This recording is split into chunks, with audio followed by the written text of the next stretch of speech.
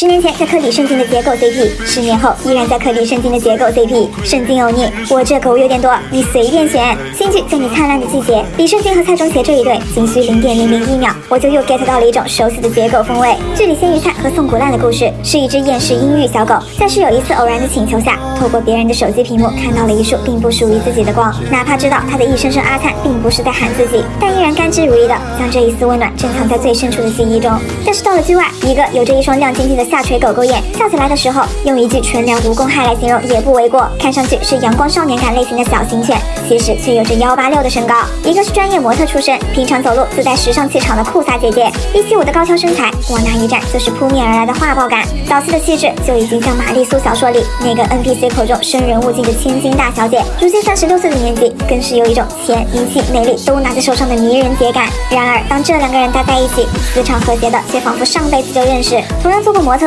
恰到好处的身高差，当姐姐抬头看向他时，他可以微微低头，然后害羞的笑着躲开，在姐姐看不见的地方，自己对着空气回味。姐姐在前面对着镜头夸奖他，他就站在身后插着兜笑着看他的背影，眼睛一刻都离不开。一起做剧里关键词的默契挑战，确认答案时，小狗就这样心虚的弱弱对姐姐撒娇。姐姐在一旁解释，还看着她目不转睛，笑起来的样子就差把一句姐姐说的都对写在脸上。而上一对让我磕生磕死的，还是不能不提起10年前的李圣经和南柱赫，一部举重妖精金福珠，一句没戏，是多少人至今难以释怀的白月光。虽然是年下结构，但却有一种年上感。同公司同职业，两个人陪伴彼此度过了太多低谷和荣耀时刻。比李圣经小4岁的南柱赫，却在进公司后就暗恋了他3年，一次合作的真情流露，让剧情都填成了他们两个的专属恋爱纪录片。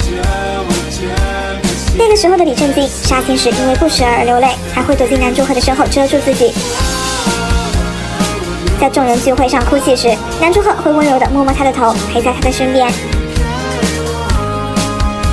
被拍到恋情，大大方方承认官宣，数不清的甜蜜合照，手挽着手一起走红毯。最纯爱的那年，全世界都见证过他们盛大而热烈的爱恋。李圣经和金永大同样是相差6岁的姐弟 CP， 又是调皮姐姐和直球小狗的组合，两个人一起搞怪打闹，一见到彼此，小狗就会自动开启贴模式，看着姐姐和自己穿了同色系的外套，迫不及待地追着天上手打直球。谁懂，真的有种要名分的感觉。小狗一害羞，脑子还没反应过来，身体就已经往姐姐身上靠。为了到自己的理想型，当着所有人的面，也会直接说和他合作的流星里他的角色名。爱上姐姐是人之常情啊，网上说说得了，现实中谁不想成为圣经欧尼的下一只小狗呢？